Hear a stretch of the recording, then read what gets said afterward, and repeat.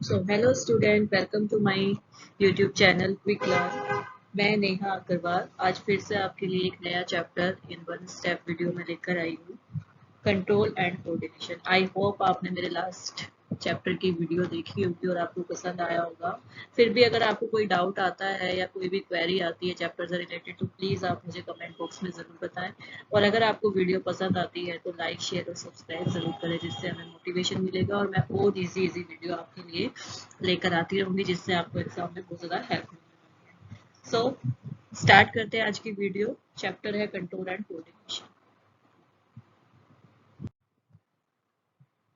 सो बच्चों, control and coordination chapter, जैसा कि आप जानते हैं कि कंट्रोल एंड कोऑर्डिनेशन चैप्टर में हम पढ़ते हैं कि हमारी बॉडी कैसे किसी भी चीज़ से कोऑर्डिनेट करती है और कंट्रोल करती है। मींस किसी भी चीज़ को लेकर कैसे हम कंट्रोल करते हैं।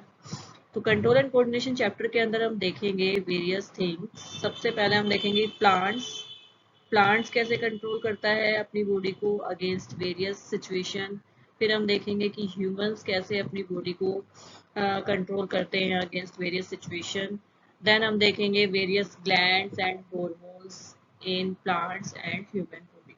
तो ये सब चीज़ें हम वन बाय वन देखेंगे, लेकिन मैं चाहती हूँ कि उससे पहले कुछ इस चैप्टर में बहुत सारी ऐसी टर्म्स हैं जो आपको सबसे पहले पता होना चाहिए, जिससे कि अगर वो टर्म्स आपको समझ में आ जाएंगे तो ये चैप्टर आपके लिए बिल्कुल बिल्कुल बिल्कुल सिंपल हो जाएगा। तो आप पहले उस जो भी मैं टर्म्स आपको बताऊंगी उनको अच्छे से क्लियर कर लेना, उनको अच्छे से समझना, फिर आपको ये चैप्टर जो है वो बिल्कुल इजी लगने वाला। So here the terms. सबसे पहले बच्चों हमें पता होना चाहिए इस चैप्टर के अंदर कि स्टिमुलस क्या होता है। तो स्टिमुलस की अगर हम बात करें तो react and response against things, कि कोई भी चीज है उसके अगेंस्ट में हमारी बॉडी कैसे रिएक्ट करती है, कैसे रेस्पॉन्ड करती है, उसको हम स्टिमुलस कहते हैं। फॉर एग्जाम्पल हम ले लेते हैं विंटर का। विंटर में हम क्या देखते हैं बच्चों कि सर्दियों के मौसम में टेम्परेचर जो है वो एकदम से लो हो जाता है। लो होने की वजह से क्या होता है कि हमें सर्दी लगती है। तो सर्दी लगती है तो हम क्या करते हैं, ऐसा तो नहीं है कि हम हर सीजन में नॉर्मल रहते हैं, एक जैसे बिहेव करते हैं। तो हम अलग अलग सीजन के अकॉर्डिंग अलग अलग हमारी बॉडी रेस्पॉन्ड करती है। तो उसी तरह से अगर विंटर की बात करें तो विंटर में टेम्परेचर जैसे ही लो होता है तो बच्चों क्या होता है कि हम वूलन क्लोथ्स पहन लेते हैं, हीटर ऑन कर लेते हैं।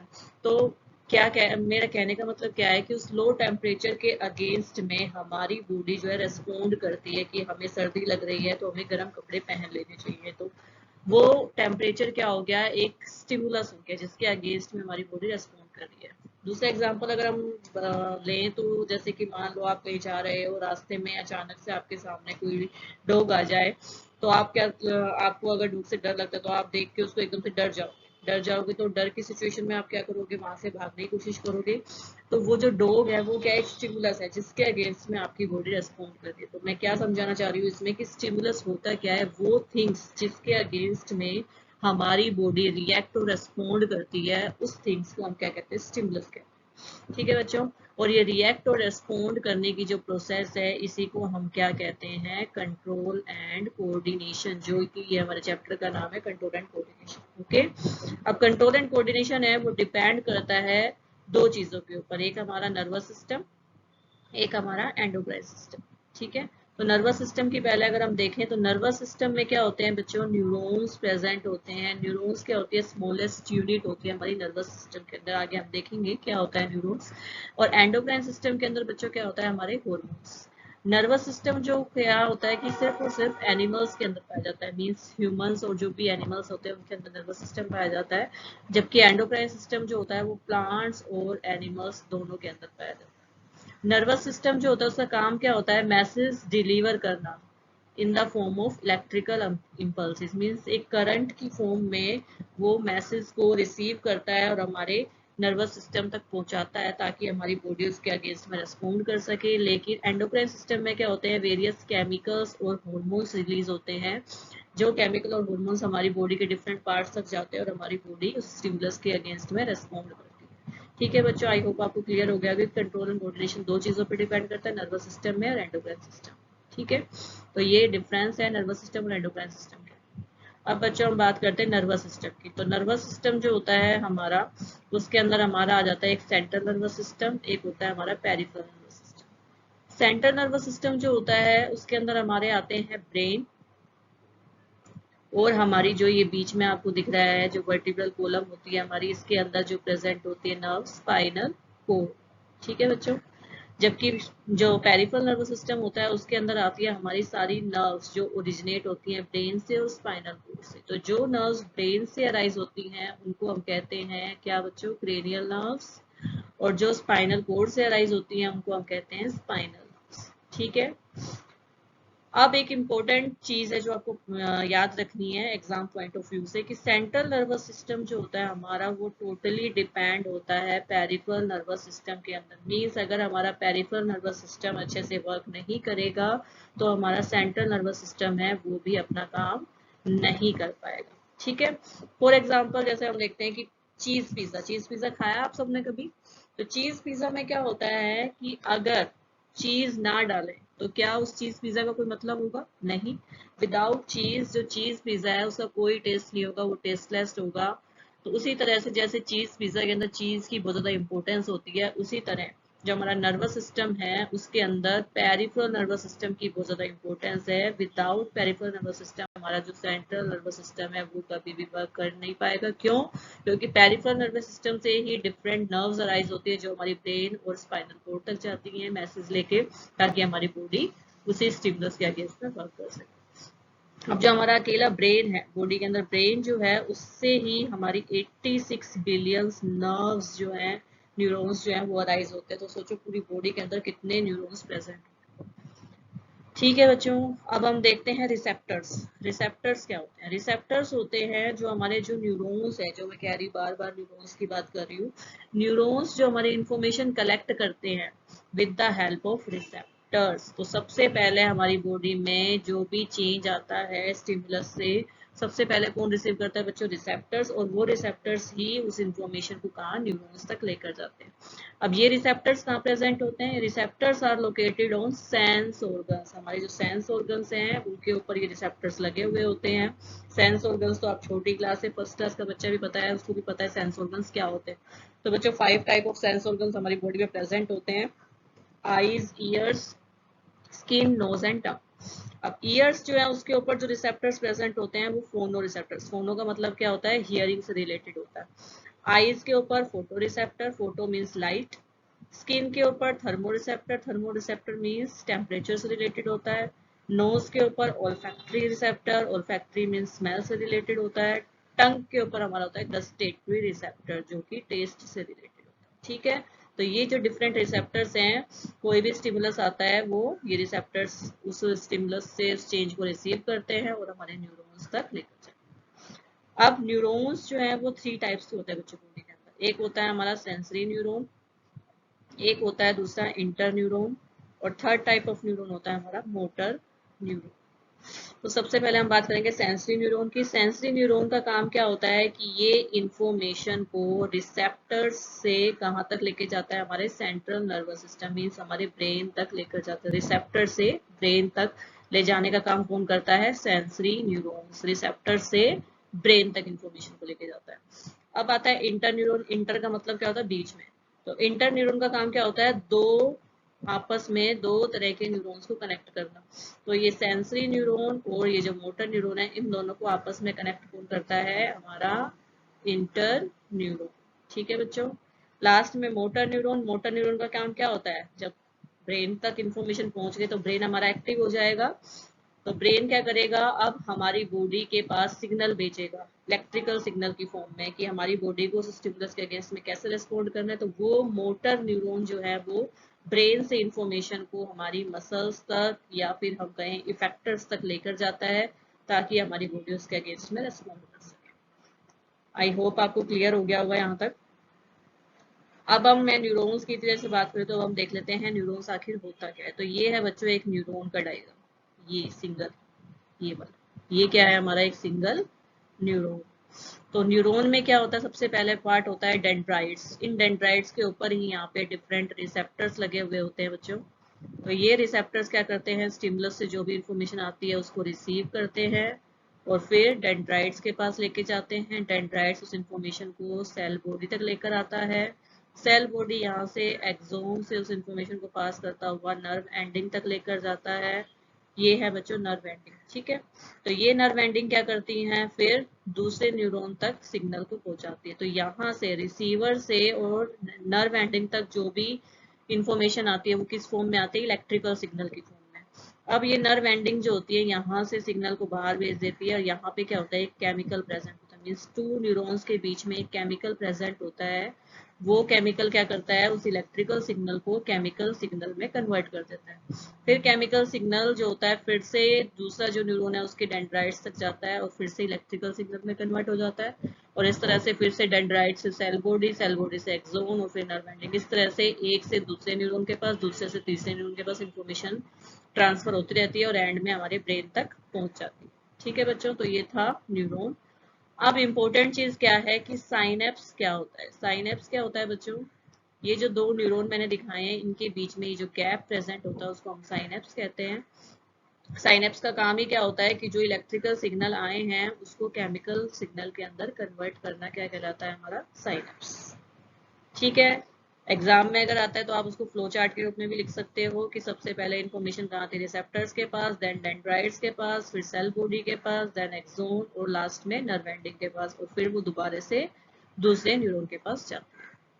आई होप आपको साइनेप्स क्लियर हो गया होगा और न्यूरॉन का डायग्राम भी क्लियर हो गया। अब आता है बच्चों हमारी बॉडी के अंदर एक्शंस जो होते हैं वो 3 टाइप्स के होते हैं, एक voluntary, involuntary and reflex action. तो वॉल्यूंटरी एक्शंस का क्या काम होता है, वॉल्यूंटरी एक्शंस वो होते हैं जो कंट्रोल करते हैं जितने भी एक्शन, हमारा फोर ब्रेन जो होता है हमारा, जो कंट्रोल करते हैं जिन एक्शंस को, उनको कहते हैं वॉल्यूंटरी एक्शंस, जो हमारी विल के ऊपर डिपेंड करते हैं। जैसे अभी मैं आपको पढ़ा रही हूँ, आपसे बात कर रही हूँ, हमें डांस करना होता है, हम कुछ भी लिखते हैं, तो ये सब चीजें क्या है, हमारी विल के ऊपर डिपेंड करती है, जो कि हमारे वॉल्यूंटरी एक्शंस के अंदर आती है और जो हमारा फोर ब्रेन कंट्रोल करता है।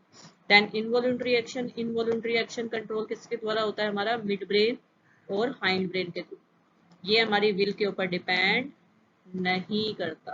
ठीक है, जैसे कि हम रेस्पायर करते हैं, हम सांस लेते हैं, तो क्या वो हमारी विल के ऊपर डिपेंड करता है, हम चाहते हैं तो सांस लेते हैं, हम चाहते हैं तो रोक सकते हैं, नहीं।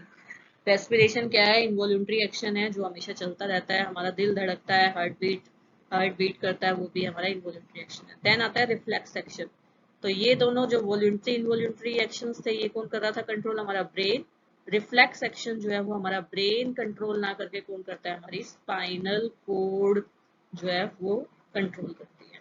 मीन्स यहाँ पे सडन एक्शन देखेंगे हम, जैसे आप मान लो कभी किचन में काम कर रहे हो, गलती से आपको कोई भी हॉट ऑब्जेक्ट टच हो जाता है, तो क्या आप वेट करते हो कि हमारा ब्रेन सिग्नल पहुंचाएगा तभी हम उस हाथ को हटाएंगे, नहीं, इतनी देर करेंगे तो हमारा हाथ क्या है, जल जाएगा। इसलिए सडन एक्शन होता है यहाँ पे, कि जैसे ही हमारा हाथ किसी भी गर्म चीज को टच करता है तो हम तुरंत वहां से हाथ को रिमूव कर लेते हैं, तो उसी को कहते हैं हम रिफ्लेक्स एक्शन, जो कि हमारी स्पाइनल कोड कंट्रोल करती है। ठीक है, अब इस रिफ्लेक्स एक्शन के अंदर जो भी पाथ फॉलो किया जाता है उसको हम कहते हैं reflex arc, means path through which nerve impulse during reflex action. ये रिफ्लेक्स एक्शन के दौरान हमारी जो नर्व इम्पल्स है जो भी पाथ फॉलो करती है उसको हम कहते हैं रिफ्लेक्स आर्क।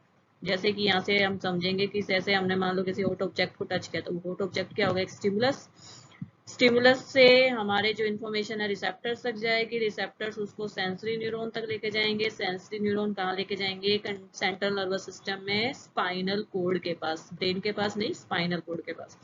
फिर वो यहाँ से इंफॉर्मेशन सिग्नल पहुंचाएगी, सिग्नल मतलब कि हमारा जो स्पाइनल कोड है वो एक्टिव हो जाएगी और सिग्नल पहुंचाएगी मोटर न्यूरॉन तक। मोटर न्यूरॉन उस सिग्नल को इफेक्टर्स मीन्स हमारी मसल्स तक लेकर जाएंगे और हमारी मसल्स को पता चल जाएगा कि हॉट ऑब्जेक्ट है, हमें हाथ वहां से रिमूव करना है, तो हम तुरंत रेस्पॉन्ड करेंगे और अपना हाथ वहां से रिमूव कर लेंगे। और ये क्या होता है, ये जो पूरा पाथ फॉलो किया गया है ये क्या है, रिफ्लेक्स आर्क, और जो रेस्पॉन्ड किया गया है उसको क्या कहेंगे, रिफ्लेक्स एक्शन। ठीक है बच्चों, आई होप आपको ये सारी टर्म्स क्लियर हो गई होगी। अगर ये सारी टर्म्स आपको क्लियर हो गई है तो चैप्टर आपको इजीली समझ में आ जाएगा। Now we move on our chapter. तो हमारा चैप्टर है कंट्रोल एंड कोऑर्डिनेशन। तो इसमें सबसे पहले हम बात करेंगे प्लांट्स की, कि प्लांट्स जो है वो कैसे कोऑर्डिनेट करते हैं, कैसे मूव करते हैं अगेंस्ट द स्टिमुलस। तो प्लांट जब भी मूवमेंट करते हैं अगेंस्ट द स्टिमुलस तो उसको हम कहते हैं ट्रॉपिक मूवमेंट। ठीक है बच्चों, क्या कहते हैं, ट्रोपिक मूवमेंट। तो हमारे प्लांट्स जो है वो 4 टाइप का ट्रोपिज्म शो करते हैं। फर्स्ट है फोटोट्रोपिज्म। फोटो का मतलब मैंने क्या बोला था, लाइट। तो लाइट के अगेंस्ट में जो रेस्पॉन्ड करते हैं हमारे प्लांट्स, उनको कहते हैं फोटोट्रोपिज्म। अब हम सबको पता है कि प्लांट का जो शूट वाला पार्ट होता है वो हमेशा लाइट की प्रेजेंस में होता है, लेकिन जो रूट होती हैं वो हमेशा सोइल के अंदर होती है, तो मीन्स वो लाइट के एब्सेंस में होती है, इसलिए शूट जो है वो पॉजिटिव फोटोट्रोपिज्म शो करेगी और रूट जो है वो नेगेटिव। इसी तरह से जियोट्रोपिज्म की बात करें, जियो का मतलब क्या होता है, अर्थ। ठीक है, तो जो ग्रेविटी के अगेंस्ट में रेस्पॉन्ड करे उसको कहते हैं जियोट्रोपिज्म। तो प्लांट का कौन सा पार्ट ग्रेविटी की तरफ होता है, रूट। तो रूट जो है वो पॉजिटिव जियोट्रोपिज्म शो करेंगी, शूट जो है वो ग्रेविटी के अगेंस्ट में होती है, इसलिए वो नेगेटिव ट्रोपिज्म शो करेंगी। नेक्स्ट है हाइड्रोट्रोपिज्म। हाइड्रो का मीन्स वाटर, मीन्स प्लांट जो है वाटर के अगेंस्ट में अगर रेस्पॉन्ड करे तो उसको कहते हैं हाइड्रोट्रोपिज्म। जैसे हम देखते हैं कि कोई भी प्लांट है, मान लो ये प्लांट है, ये प्लांट है हमारा, ठीक है।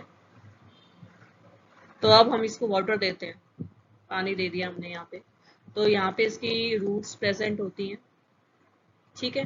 तो रूट्स क्या करेंगी, जहाँ पे भी पानी होगा उस तरफ में मूव करेगी।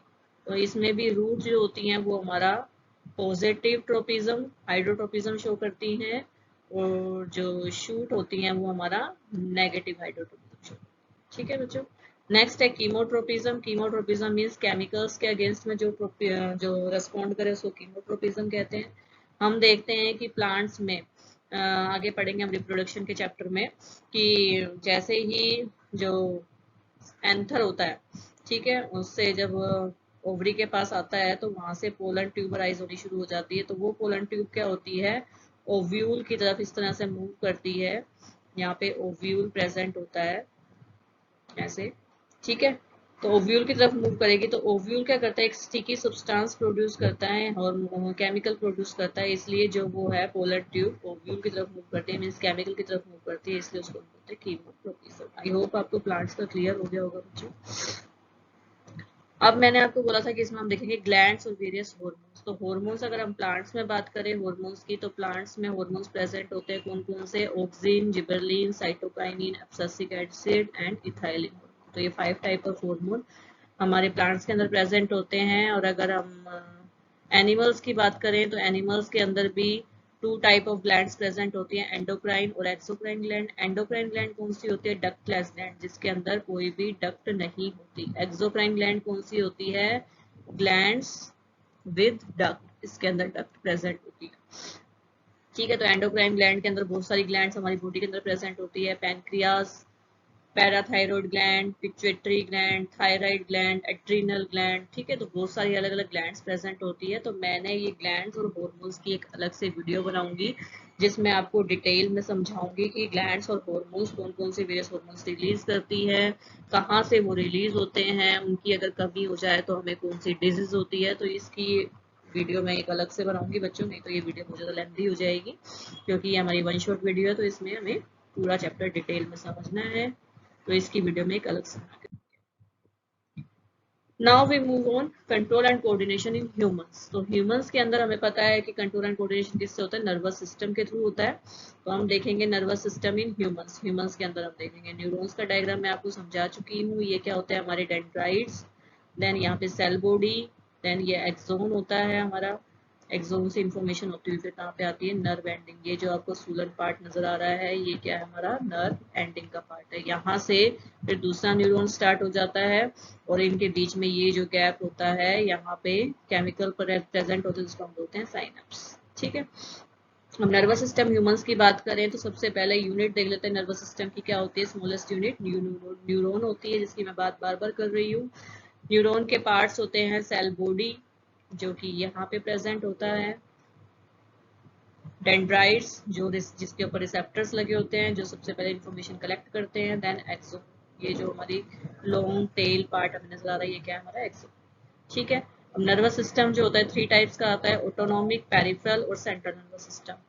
ऑटोनॉमिक नर्वस सिस्टम के अंदर 2 आ जाते हैं, sympathetic and parasympathetic. Sympathetic autonomic nervous system के अंदर क्या आती है, डेंजरस सिचुएशन को कंट्रोल करता है। ये कोई भी, जैसे हम किसी चीज से डर जाते हैं, कोई भी फियर है तो उस सिचुएशन में जो हमारा नर्वस सिस्टम काम करता है वो होता है ऑटोनॉमिक नर्वस सिस्टम, जो कंट्रोल करता है हमारी हार्ट बीट को, हमारे ब्लड प्रेशर को, ठीक है। Parasympathetic nerve autonomic nervous system क्या होती है, काम सिचुएशन में, शांत सिचुएशन जो होती है उस टाइम पे वर्क करता है। जैसे कि हम सो रहे हैं तो हमारी माउथ से स्लाइवा रिलीज होता है, स्लाइवेशन होती रहती है। कोई भी अच्छी चीज हम अच्छा अच्छा खाना देख लेते हैं तो हमारे माउथ से स्लाइवेशन होती है। मीन्स काम सिचुएशन के अंदर जो हमारा नर्वस सिस्टम वर्क करता है वो होता है हमारा parasympathetic autonomous system. Peripheral nervous system में मैंने आपको बताया था कि नर्व्स अराइज होती है इसमें, स्पाइनल और cranial nerve. Spinal nerves arise होती है हमारी स्पाइनल कोड से, जो 31 पेयर में प्रेजेंट होती हैं, और क्रेनियल नर्व्स जो होती है अराइज होती है हमारी ब्रेन से, जो 12 पेयर के अंदर प्रेजेंट होती है, ठीक है। अब हम सेंट्रल नर्वस सिस्टम में हमने देखा था ब्रेन और स्पाइनल कोड आते हैं। हमारे ब्रेन के अंदर भी 3 पार्ट होते हैं, fore brain, mid brain and hind brain. Fore brain के अंदर हमारा पार्ट्स आते हैं cerebrum, thalamus and hypothalamus. Cerebrum जो होता है वो लार्जेस्ट पार्ट होता है, इसलिए ज्यादातर जो थिंकिंग का जो भी काम होता है हमारी बॉडी के अंदर वो कौन करता है, हमारा सेरिब्रम करता है, मीन्स फोर ब्रेन करता है। नेक्स्ट आता है मिड ब्रेन। मिड ब्रेन जो करता है हमारा इनवॉल्यूंटरी एक्शंस को कंट्रोल करता है, ठीक है। जितने भी इनवॉल्यूंटरी मीन्स जो हमारी विल के ऊपर डिपेंड नहीं करते उनको कंट्रोल करता है मिड ब्रेन। जैसे कि हमारी प्यूपिल का साइज छोटा बड़ा होना, रिफ्लेक्स एक्शन जो हमारी बॉडी करती है वो सारे कौन करता है, मिड ब्रेन। अब आता है तीसरा हाइंड ब्रेन। हाइंड ब्रेन के अंदर हमारा आता है सेरिबेलम। सेरिबेलम क्या करता है, हमारे बॉडी पोस्चर को कंट्रोल करता है और उसमें बैलेंस बना के रखता है, ठीक है। मीन्स वॉल्यूंटरी एक्शन शो करता है, मतलब हमारा हाथ ऊपर नीचे करना, पैर को आगे पीछे करना, चलना, दौड़ना, तो ये सब हमारी विल के ऊपर डिपेंड करते हैं। तो ये कौन कंट्रोल करता है, हमारा हाइंड ब्रेन में भी सेरिबेलम। नेक्स्ट आता है पोन्स। पोन्स क्या करता है, ये इनवॉल्यूंटरी एक्शंस को कंट्रोल करता है। लास्ट पार्ट आता है हमारा मेड्यूला ओब्लोंगेटा, ये भी क्या करता है, हमारे इनवॉल्यूंटरी एक्शंस को कंट्रोल, ठीक है बच्चों। तो ये मैंने आपको बता दिया था कि न्यूरॉन हमारा कैसे वर्क करता है।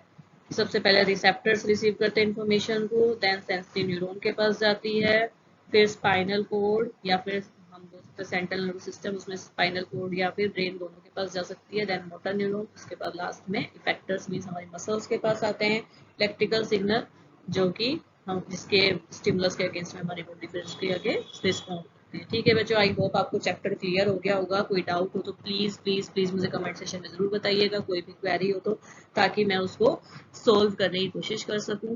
और बच्चों प्लीज ज्यादा से ज्यादा अगर आपको वीडियो पसंद आ रही है तो लाइक शेयर सब्सक्राइब जरूर करना, शेयर जरूर करना, आपके जो भी फ्रेंड्स हैं, जो भी नॉन पर्सन, उनको शेयर जरूर करना, ताकि सबको वीडियो का जो भी है मतलब कि सबको फायदा मिल सके इस वीडियो का, और सबको क्लास 10th में जो भी चैप्टर है वो इजी फॉर्म में वो लर्न कर सके उसको, और अपने एग्जाम में ज्यादा से ज्यादा स्कोर कर सके। नेक्स्ट वीडियो में हम पढ़ेंगे हमारे हॉर्मोन्स और ग्लैंड्स के बारे में। थैंक यू बच्चों।